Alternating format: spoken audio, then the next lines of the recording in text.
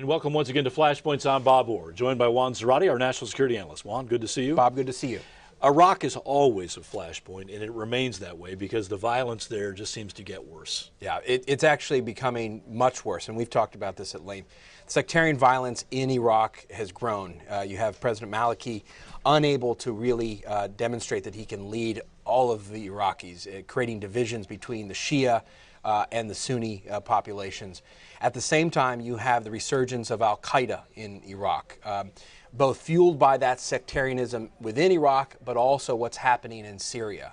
The rise of al-Qaeda and the ability of al-Qaeda fighters to move in and out of Syria and Iraq has given strength and momentum to al-Qaeda in Iraq. And so what you see now in western Iraq is a battle for control of territory, where al-Qaeda has taken over towns that are now familiar to the American lexicon, places like Fallujah and in the Al-Anbar province, and the government now having to negotiate or fight their way to control these cities and towns again. All at the same time that there is disenchantment in the Sunni tribal base that was so important to the American surge and the success of the surge against al-Qaeda in 2007. And so Iraq is a real mess here, Bob. And Peter Baker from the New York Times put it well. We've talked about ending the war in Iraq. The war has continued. And al-Qaeda has not left the space, and the tensions and fissures in Iraq continue, and it's a mess.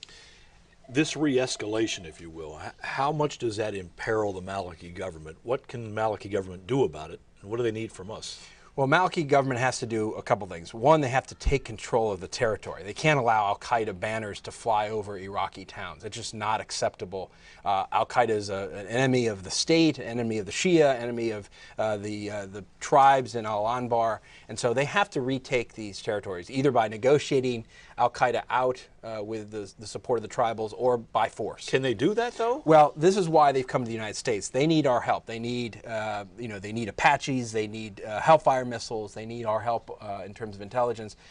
But Bob, this is very hard to do given the fact that we pulled out. I mean, this then starts the debate as to whether or not pulling out was, in toto, was a strategic mistake, because it's very hard now to sort of restructure our support mechanisms for the Iraqi military, and in particular the intelligence base. There's very little that we're going to be able to tell the Iraqis that they don't know in terms of what's happening. Just quickly as we wrap up, couldn't the administration, though, make the argument that this was kind of unforeseen, this was much worse than anybody forecast, and therefore we have to go back in part with equipment? Well, certainly the administration says we're going to help the Iraqis, but they're definitive in saying that this is an Iraqi fight. This is not an American fight.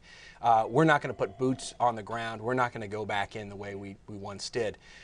That, in the minds of some in Iraq, is a statement of abdication of support, but it's probably the most we can do domestically, given where we are from a political vantage point. What the Maliki government has to do is not only defeat al-Qaeda, but start to mend the wounds with the Sunni population in the West.